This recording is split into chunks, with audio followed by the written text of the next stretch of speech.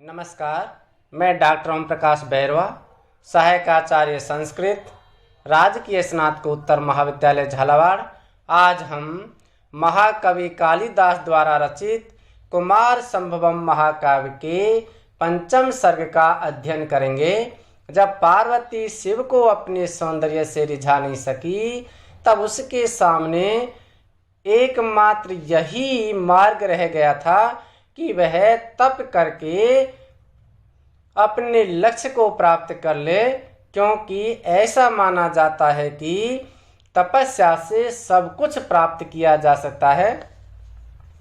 ये सा कर तुम अवंध्य रूपताम समाधिमास्ता तपोभिरात्मनः अवापितेव कथमन्यथा द्वयम् तथा विधम प्रेम पतेश्च तादृशः।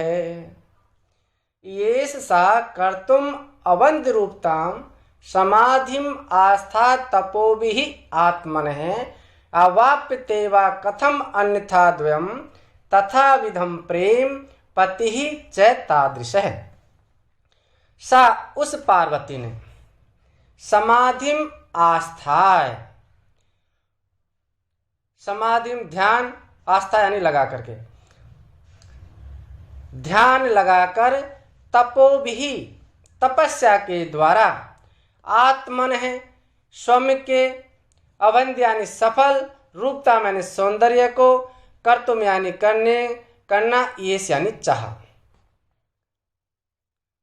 उस पार्वती ने ध्यान लगाकर तपस्या के द्वारा स्वयं के सौंदर्य को सफल करना चाहा। व अन्यथा अथवा तथा उस विधम यानी प्रकार का प्रेम, निश्चल प्रेम, उस प्रकार का शिव जी जैसा निश्चल प्रेम, तादृश पति च, और शिव जी जैसा पति, मृत्युंजय दीर्घायु वाला शिव जी जैसा पति, द्वयम यानी दोनों, कथम यानी कैसे, अवाप्त यानी प्राप्त हो सकते हैं, या उनको किस प्रकार से प्राप्त किया जा सकता है।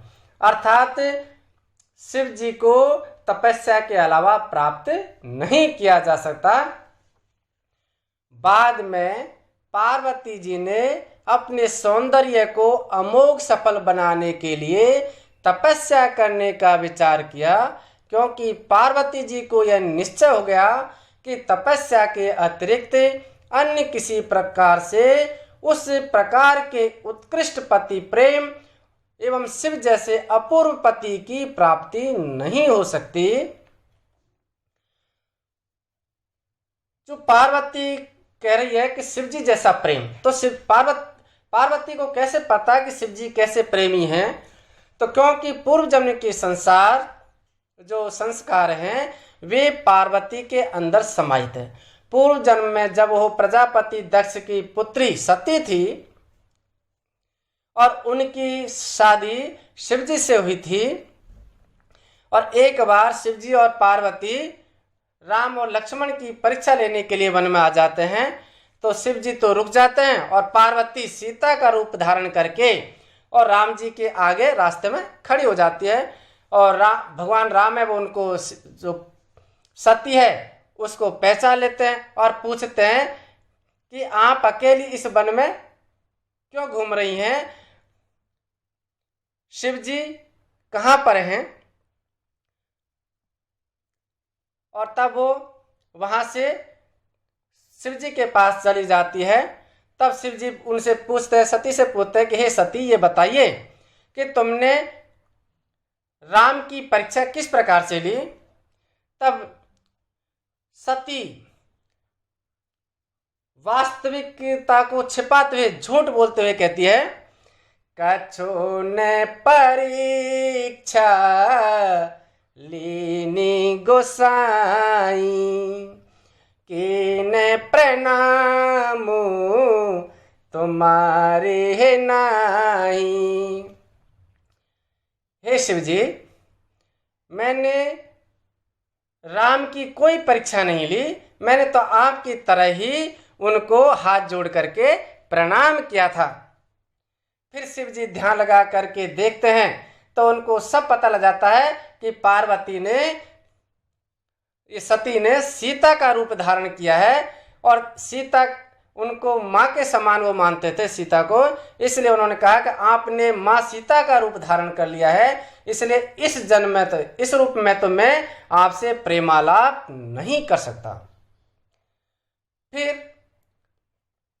एक बार प्रजापति दक्ष यज्ञ का आयोजन करते हैं, उसमें सभी देवगणों को आमंत्रित किया जाता है और शिव जी को निमंत्रण नहीं दिया जाता है।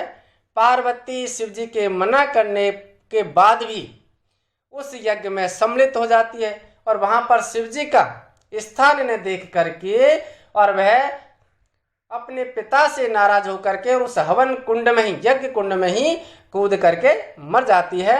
जब शिव जी को पता लगता है तो वो वीरभद्र नामक गण को भेज करके और पूरे यज्ञ कुंड को विध्वंस कर देते हैं और दक्ष के जितने भी सैनिक थे उनको मार करके भगा देते हैं।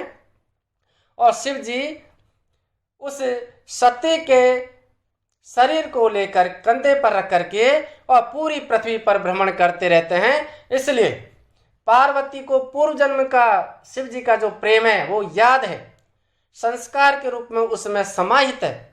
इसलिए पार्वती कहती है कि उन जैसा प्रेम, शिव जी जैसा प्रेम और उन जैसा दीर्घायु पति बिना तपस्या के तो प्राप्त नहीं हो सकता। और हर एक कार्य को या लक्ष्य को प्राप्त करने के लिए तपस्या अर्थात कठोर परिश्रम की आवश्यकता होती है। चाहे विद्यार्थी हो, जब तक वह तपस्या नहीं करेगा, कठोर परिश्रम नहीं करेगा, निरंतर अभ्यास नहीं करेगा, पढ़ाई नहीं करेगा, तब तक वह अपने लक्ष्य को प्राप्त नहीं कर सकता। चाहे किसान हो, चाहे कोई प्रतियोगी परीक्षा को करने वाला, की तैयारी करने वाला व्यक्ति हो, जब तक वह कठोर तपस्या नहीं करेगा, रात दिन मेहनत नहीं करेगा, तब तक वह लक्ष्य को प्राप्त नहीं कर सकता।